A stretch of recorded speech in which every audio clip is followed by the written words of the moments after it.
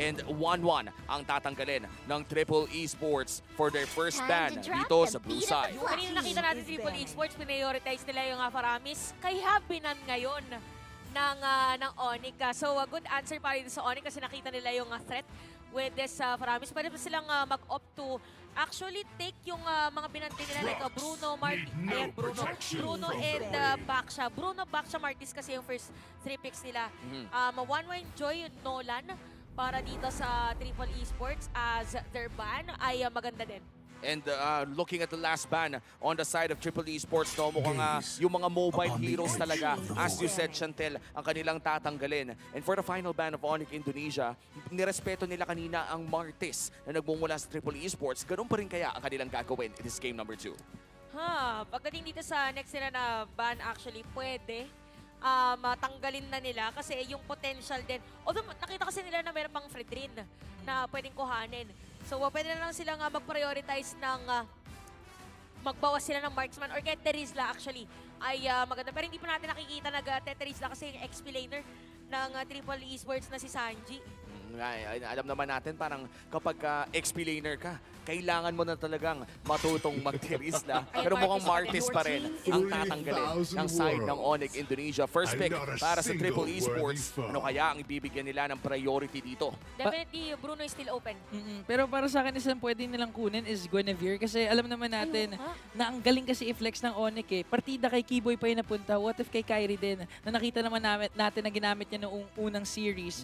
So it's a great counter for Triple Esports but then again, it's still Onyx. Pwede na makuha yung Bruno. Pwede mapunta kay Chiwi eh. And when we think about the Guinevere, no, isa pang tanong dito ay kaya bang i-triple flex ng Triple Esports, no? Kaya bang laruin ng kanilang XP roamer at pati na rin jungler itong Guinevere? Is that enough of a threat? Pero mukhang Bruno ang kukunin ng Triple Esports. All eyes dito kay Sano na isa sa mga naging key players ng Triple Esports in game number 1. Sobrang atapang ni Sano for a marksman. Isipin mo, hindi masyado hindi pa nagsiset yung mga kalaban mo, pero dahil pwede ka mag-dive anytime, pumapasok ka na agad. Pero we have to take note, by the way, that for Chewe, hindi lang mga marksman ang kaya niyang gamitin. Ay, oo nga pala. For the gold lane, na meron pa siyang Harith na ginamit din. So regardless kung maubos man dito or kung magbaban man yung Triple Esports ng mga more marksman, pwede niya gamitin yan. So Guinevere is a nice pick dito para sa side ng Onyx. I will choose my own path. Arlot! Ayan, crowd control after another crowd control. Still 2 flex picks pa rin naman for Onyx. But for the side of Triple Esports, pwede nila gawin yung adjustments na tingin natin kailangan nila gawin, which is to have an XP laner na merong kits to crowd control. Kasi medyo nakulangan sila doon. They had sustain pero ngayon ginamit na nila. Inagaw na yung Novaria ni Sans. Kami naman daw gagamit ngayon. Tignan natin kung magagamit nga ba ni Coffin in the same excellent manner na pinakita ni Sans na Game 1 MVP on that Novaria. Nice steal pick mula sa Triple Esports. Ano kaya ang kukunin nila for their final pick in the first phase? Mukhang Fredrin ang kanilang kukunin. A very safe jungler for Triple Esports. Onyx Indonesia, their final pick. Pwede na silang kumuha ng potential, I would say, mid laner nila dito. Mid laner maganda kasi pwedeng tanggalin. Valentina still open pero parang wala pa namang maganda na pwedeng gayahin dito pagdating doon sa isang Valentina. Or pwede rin sila actually kumuha ng marksman na magandang play against Matilda. Okay, so sinagot na nila kung saan nila ilalagay Guinevere. Oo, most likely going to be the jungle or roam. Dahil meron na nga rin Arlot, honestly. Parang magulo pa nga rin to eh. Oo nga pala. Parang ang dami pa rin pwedeng paglagyan ng mga dalawang hero dito ng Onyx Indonesia. Talaga namang ang hirap basahin, kaya naman medyo challenging for Coach Lyric ang mga susunod na ban ng Triple Esports. Sobrang ganda ng strategy na to eh. Kasi for Triple Esports, what do you ban? Aside from the marksman, of course, na pwede niyong puruhan talaga. Ayan, extra. And eventually, they could go with the Brody ban para malimitan talaga. Pero then again, Chiwi, alam natin, first game nila, nag-Harith na yan eh. So, ang lawak din talaga ng hero pool ng Onyx for this game. Pero yun nga lang, pag okay. So, since nag-Guinevere tsaka Matilda, anyway, ang ano dito is, parang magdo-double down naman sila sa magical damage if ever. Pero laning kasi kapag ka more on magic damage ka, gusto mo fast game talaga. Oo. Yun Diba? yung mga pag may marami ka magic damage, burst ang gusto mo, tapos tatapusin agad. Because the moment na makakuha ng Athenas or perhaps even a Radiant Armor, ay talagang mahihirapan ka ng pumatay. At mukhang ang last band dito on the side of Triple Esports will be the Valentina, na isa rin sa mga comfort pick ni Sans. Ano kaya magiging reply dito? The Lilia is open bound to by take. nothing. Pero mukhang The family- Ay! Ay! Okay, okay, so eto. flex pick na naman to eh. Hindi ko na, ay naku po, hindi ko pa rin alam kung saan nila ilalagay. But definitely, Matilda na dito is going to be, hindi pwede mo ding, Lahat. oo. Hindi. Alam mo, may bumbilya na sa utak ko, tapos biglang, mawawala yung idea. And right now, feeling ko the best way is to just wait for the final configuration ng Onyx Indonesia. Because lahat ng mga picks dito talaga ay matatawag nating flex, kung di man triple, double pa. What if Kufra para dito sa Triple Esports, just in case A na punch mag-overtime. for a punch. But still, it's gonna be Paquito here. Kahit open ang isang Teresla. So, meron ka namang crowd control. Ayan, Kufra nga. Kasi di ba yung mga Gusion, pagka nagdadal, ano ba ang Gusion dito? Jung, parang mahirap siya i-jungler, no? Mid to. Oo. Hindi pa nga natin talaga alam. Hinihintay ko na lang talaga eh. Coach Yeb eh. Pinapahirapan tayo eh. You. Pinili lahat ng mga hero. You. Pero going back to your point, no, the Kufra kasi is one of the safest pick na pwede mong gawin. Knowing na It's our show Claude. Okay. Ano yung sa Kufra? Sige Yung sa na. Kufra kasi, yun yung safest na talaga eh. Kung sobrang daming makukulit na ganito, yun na talaga yung pwede mong option eh. Just to contain and sustain yung pwedeng gawin na aggressiveness ng Onyx. And maganda din naman yung pick-up factor nila. Magdo-double down talaga dito sila sa gold lane. So expect na maraming bisita etong si Troll doon sa Bruno. And for the final configuration confirms that this will be a Guinevere sa kamay ng Sky King na si Kyrie. At makakita tayo ng Gusion sa pinakaunang beses in M5 sa kamay naman ng mid laner ng Onyx Indonesia na si Sans. Exciting to kasi ang tagal na nating hindi nakita si Gusion sa mid. Oh, tsaka dito parang siguro si Sans nag-practice din siya kanina sa mga Sargo kung paano tumutok. Sabi niya, ito pwede, nakaba ko na yung long range. Pwede na tayo mag-short range. But yeah, jokes aside, para yun sa Onyx, again, with this type of lineup, talagang gusto nila is more of the early game. At if ever man na umabot sa late game, meron naman silang late game potential, which is actually at 7.2 versus 6 of Triple Esports. But it all depends sa laning. Kasi kanina, game number 1 natin was Triple Esports na somehow nag-dictate din ng laban.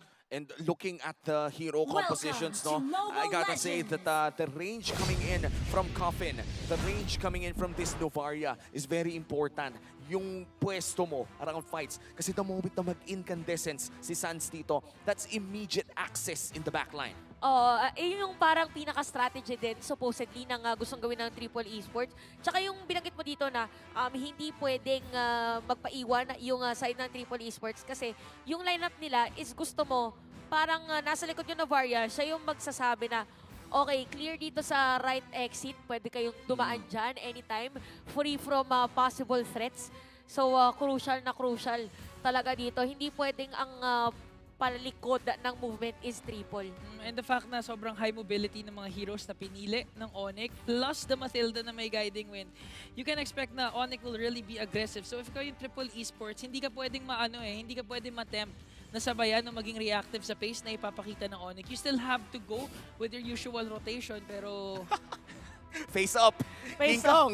Face up Face yan, off. King Kong! Oh. Kaya tinapat sa'yo yung camera. Alam ni Direk ang galawan dito. Nautusan. Nautusan lang, bossing. Pasensya na. And again, for our M5 international viewers dyan, for some reason, sa Tagalog broadcast, si King Kong ay ang jungler ng TNC mula sa MPL Philippines. 2 minutes pa naman ang ating troubleshooting dito sa Onyx. Ano bang pwede nating ma-expect sa early game? Speaking of early game, yung lineup kasi dito ng side ng Triple Esports is meant for the safer route. So we will see Kufra, of course, laning together with Bruno. Although yung poking capability, kung tataputan ng Claude and Matilda, magic damage kasi Matilda, medyo kailangan maingat. Kailangan maganda yung vision from Kufra's side. Ayan na nga po. Papasok na tayo sa Land of Dawn. Kyrie will be starting in the orange buff. Purple buff naman para kay Tarzan. Sa Fredrin versus Guinevere matchup. Quits lang naman to, no? Wala naman sigurong magpapatayan ng level 2. Oo, wala naman. Depende na lang kung pumitik lahat ng mga wisp ni Kuya Kiboy at depende pala kung makakaano si Sans, makaka-burst din. Yung mage nga pala or yung post 4 dito ay grabe din mag-burst. Kailangan talaga mag-level 4 muna agad. Expect na mag-rotate most probably sa may XP lane din dito si Sans para magle-level 4 din dito si Kiboy. Yun din actually in-expect natin nung game 1 pero hindi ganun yung nangyari. If Onyx nakuha nila yung gusto nilang rhythm, you can expect them, nagagamitin talaga nila yung potential nila mag-dominate sa early game. Yep, and now Tarzan about to clear his second buff. 4 na miyembro mula sa Onyx. Hinahanap si Troll. Level 4, Kyrie inaabangan pero mukhang medyo too late ang level 4 pick na yun. No? Kamunti ka na. Ngayon ang ginagawa ng Onyx is somehow binabait din nila na medyo madelay ng konti yung pattern ng jungling ng Triple Esports kasi parang pinapakita nila gagawa kami ng play pero hindi. Ayun! Oh, inabot ng tatlo from Onyx. And right now, they have the good start that they're looking for. Pero Troll tsaka Tarzan, yung magkapatid, brother instincts going right after Kyrie. Pero the guiding wind is just there. Gusto pa nga ata ni Tarzan, pero makakawala din naman ang Onyx. Sinubukan nilang igante pero hindi sapat ang bawas. Nice guiding wind coming in from Kiboy. Oo, nakita natin dito na parang ang layo na nga pwedeng puntahan ng isang Guinevere if ever na maging target man dito ng Triple Esports. At ang ganda ng mga guiding wind ni Kiboy. So medyo may hirapan dito yung Triple Esports kung sino to-targetin nila if ever. Or pwede nang unahin at i-zone ang isang Kiboy. But yeah, out of respect, Onyx, talagang nakafocus sila kay Sano. All eyes on Sano. Parang ang hirap pala no, hulihin yung mga miyembro ng Onyx. True. Lahat sila may panakas, lahat may dash, idagdag mo pa. Ang guiding wind, ako! Troll pumasok doon onto Kyrie, pero wala pa namang ulti at makakakuha pa rin ng Turtle. I see Tarzan, pero kapalit ng kanyang buhay. At ayun na nga, yung mid lane Gusho nagpaparamdam na. All eyes on Sano. Makapauwi doon si CW. Pero si Troll napapauwi rin naman.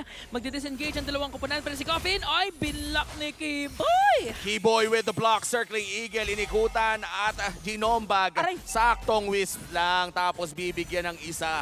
Tatakas na rin si Yobik at mukhang 2-0 ang ating kill score. Ito yung sinasabi natin na ma-damage nga yung yung Mathilda. Ito yung sinasabi natin kanina din. Ano yun? Na yung Onyx, wala talaga silang pake kung makuha lang sila ng turtle. If Ayaw makuha nga. lang sila ng turtle, ang next nilang action, tara, susugod tayo ngayon, we'll go for the kill. At nakuha nga nila ang mga kill na yon at lamang na sila ng around 700. Looking at the items dito, Chantel, mukhang mga chapsuy pa ang ating nakikita. Chopsuey pa talaga, pero maganda dito yung leg steel plates for Kyrie dahil yung mga naka-front din sa kanya is more on the physical. Ang pinaka-magic damage lang nila is yung resibo nung Kufra na binabato at saka yung sa Novarian rin. So 2-0, better rotation actually para dito sa side ng Onyx and we are really looking forward kasi si Sano kahit napatay siya kanina, maganda yung goal niya. Nayakap na dito si Troll, pati na rin yun to. At lahat, ang daming ulti na ginamit actually just to bring down Kiboy and now they're focusing their mark on CW. Pero makakatakas rin naman yan. Naninigurado na ang Triple Esports. Sano taking down the turret plating at makakakuha ng maraming pera. Ang Triple Esports doon evens out the gold lead. Nice rotation mula sa MENA region. Uy, si Trollan, nag-charge dito. Ayaw talaga nila umalis doon sa top lane. They still want to engage. Gusto nila mag-force ang initiation. Pero si Kiboy, nandyan na naman. And now Kyrie, pumapasok doon with a circling eagle din Here from comes Kiboy. Sans. Ang ganda ng tot. Pero si Sans galing doon sa likod. Ang ganda din pagpasok doon ni Troll onto Kiboy. Both teams, nagkakapaan pa rin. Si Tarzan lang pala ang tumumba. Ang ganda na sagot doon ng Onyx but we really have to comment din yung nagiging rotation dito ng Triple Esports kasi napapareact nila. And talagang nakafocus sila dito sa pagbibigay ng space kay Sano. Again, tukutin yung may sentence kanina para mabigyan ng... Oy, ang layo doon! Out of nowhere! At naset nga niya doon si Kyrie at tutumba once again. But this time, a copy naman na makakakuha ng turtle for Triple Esports. That's 2 turtles to none for Onyx. In the zone, doon si Troll. Di nakita ni Kyrie yun. Masyadong mabilis. Pati ako hindi ko maiwasan yun eh. Parang dulong-dulo ng rocket ship yung nangyari dito kay Troll. Kasi ang bilis ng movement na hindi ka na makakatakas pag ganun if ever kasi hindi mo na i-expect na yung dulong-dulo ng pwede puntahan mo ay makakalculate mo pa. Ako pa nakikipag 1v1 nga dito si Boots. Oy, nakuha pa ni Sanji yung crab. Okay lang. And looking at what's happening right now in the XP lane, medyo nakakalamang talaga si Boots. For some reason, usually kapag 1v1 trades, ang usapan, Pakito talaga dapat nakakalamang, di ba? Oh, and kasi yung sa Arlot dito, kailangan mo muna tumama yung mga skills. At saka yung kung suntukan lang din, mas madami pwedeng ibitaw yung Pakito. So, ang pinaka magiging struggle na lang dito for the Arlot is pag naiwan niya yung lane niya, mas mabilis na makakapag-push ng turret ang isang Pakito. Although pop. Nakayakap na naman si Troll, pati na rin yung taunt combination from Tarzan, pero nakatakas pa rin doon si Keyboy. Ina si CW, muntikan na makancel yung BMI out, pero ang plano lang pala ng Triple Esports was to bring down the turret sa baba. And once again, Triple Esports surprising us with their very nice early game. Talagang nasasabayan nila pero pinasabog ni Sans yung Pakito. Pansin nyo yung ginagawa dito ng dalawang kupunan natin, parang umiiwas sila both sa teamfight. Ang lalim ng age ko doon But umiiwas talaga sila sa teamfight kasi parang more on cross-map na lang na trades. Kaya kahit nakasira yung Triple Esports ng Torre doon sa may bottom lane kanina, yung Onyx naman nakasira din doon sa may top lane and they got a kill against Sanji. Kaya sila pa rin alamang pa rin dito sa gold. And we could see a Genius Wand for Sans, which by the way is a 3-0-1. So if ever na pumasok siya, diretso petrify, pwedeng pumasok the rest of the players of Onyx. Kung walang neutral objective, no, hindi talaga sila magtatagpo. No team fight will occur. It's just pick off. Pero ngayon, 3 seconds in, lalabas na ang kahuli-huli ang Turtle. 2 consecutive times nakuha ng Triple Esports ito, pero nakabawi din naman sa kills ang Onyx. At sisimulan na nga ng Triple Esports, the final Turtle habang nagpo-push pa sa may bandang ibaba. And look at this, Kiboy nandun lang, nag-aabang ng Puchempo. Tatama ang Astral Echo, half HP on the Turtle. GW nakapag-free din naman dito with the Blazing Duet, pero nandun si Bots with the final slash! At tutupan na nga din dito si Tarzan on the attack ng Onyx, pero parang wala ata silang maaabutan dito. Sino nakakuha doon ng Turtle? I think Onyx will get the Turtle. Onyx securing that Turtle at talagang nag-abang ng perfect na Chempo ang Onyx Indonesia doon. Oh, sobrang ganda ng final slash. Parang nung nagawa yun ni Bots, ang ginawa na lang dito ng Triple Esports, abort mission. Mahirap kasi magkakadikit sila dito. And yung mga heroes din talaga ng Onyx is meant na more on magkakasama sila. Pagka mag-dive doon si San sa kanyang incandescence, parang or babalikan niya yung kanyang blade, mahirap na. So Triple Esports, medyo malilimit ang kanilang pwedeng puntahan doon sa kanilang jungle area. Kasi even Kiboy ay maganda kanyang positioning. Makikita nga natin dito sa ating instant replay ang napakagandang final slash na manggagaling dito kay Bots. Tignan mo naman, ang ganda. Dalawa man ang natamaan, pero mo gahibla doon sa dalawa na kamuntikan matamaan. Onyx Indonesia! Kaka-replay pa lang, Sans. Sayang, di namin masyado na witness ang combo na yon. Oo nga, fast hands. At saka alam niya kasi nagsisplit push kasi kanina. Dito sa Sanji, kaya tinutukan na nila. Oh, Troy! Nakabawi na naman with a beautiful Tyrant's Revenge combination, but it's gonna be on to Bots. Masasustain naman na lang ang damage. At ngayon, Onyx, nabibigla sila sa mga set ng Triple Esports, pero nagbibigla din naman sila hanggang na magpasok ng Blazing Duet, pero nakaton doon si Tarzan. But still, yung guiding wind nandun pa rin always to make sure na walang mamamatay sa Onyx. Medyo mahirap makakuha ng kill. Sanji tanking a bit of damage doon sa harap. 20 seconds bago lumabas ang pinakaunang Lord. Sobrang interesting, no? Napapagana ni Sans itong Gusion na I think the last time na nakita ko tong Petrified Gusion mid lane was Season 10 sa kamay ni Few ng AP Brent. Kaya nga yung mga positioning niya dito, yung bigla ang dive.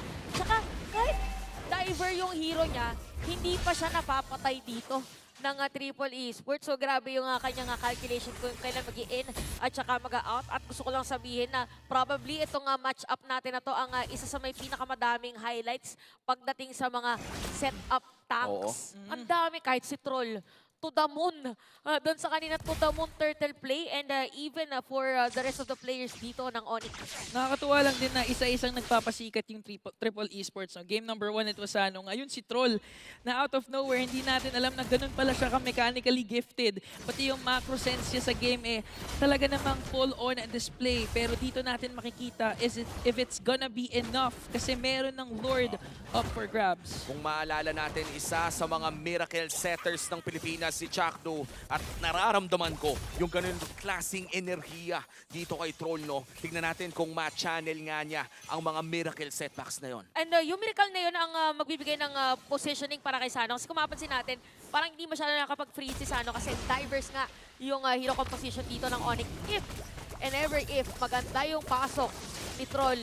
Sila ang pwede manalo dito. Uy, walang nayakap doon si Troll, pero si Kylie Oh, din wow. naman. Ang ganda ng Spatial Migration, Violent Requiem combination. At ito naman si Boots with a final slash. Hinahabol nila si Sanji, hindi nila malahabol. Pero si Keyboy, mapapalayo doon. Makakaisa naman si Sano, pero si Boots ayaw din talaga tumigil. Ang ganda ng mga stunt na pinapakita niya. Nakuha din naman ng Onyx ang Lord. And this time si Sans bumabalik, pero mapapalayo ngayon ang Triple Esports. Naka-free hit pa rin si Sano despite everything na nangyari doon. Tsaka 1-for-1 trade lang yun kahit yun nga, ang daming nga nangyari.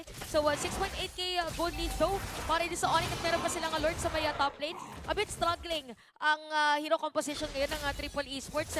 Minion wave or pag-clear na minion, medyo mahirapan din dahil ang pinaka-magic damage na talaga nila is again a Coppin's hero. Kailangan saluhin dito ni Troll yung mga minion, yung lilikuin niya para mag-divert ng lane.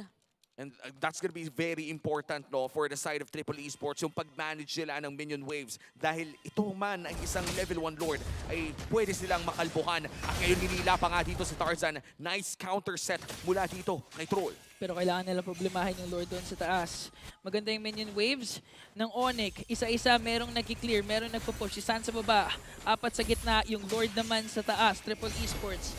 One last desperate attempt. Kaya pa nila makaset. Pero yung natalunan doon ni Troll ay si Keyboy. Siya patuloy yung nadali doon. At ngayon magpo-push na rin ang Onyx Indonesia. Mag-clear ang Lord. Bot lane naman ata ang call ng Onyx at babasagin na nga nila ang top lane. Ang ganda nung sinalubong ni Bats ng final slash. Kasi magkakadikit sila dun eh. Kung nayakap sila ni Troll, medyo mahihirapan at baka nabaliktad pa nga. So maganda ang instincts na ipinapakita dito ng mga players ng Onyx at may minion wave pass by mid lane. Onyx Indonesia going in the mid lane. Pumasok si Kyrie. Nandun din naman si Kyrie with the Violent Requiem. Pero si Sanji ngayon na nakabawi. CW with the Blazing Duet. Kasama din ng Wind of Nature. Si Tarzan nanganganib ang buhay at nakatikim nga doon ng CW. Si San sinasamahan na rin ng kanyang mga Shadow Blade. At ngayon, dalawa na lang ang natitira for Triple Esports. Onyx, merong minion wave sa taas. Meron sa gitna. Sanji, na-miss niya doon yung final slash. Si Troll nakatalon. Pero para masyado atang malakas ang Onyx ngayon. Dahil si Troll na lang ang natitira. At mukhang Onyx ay makakasweep with a 2-0. At napaka-dominating ng game number 2 for Onyx Indonesia.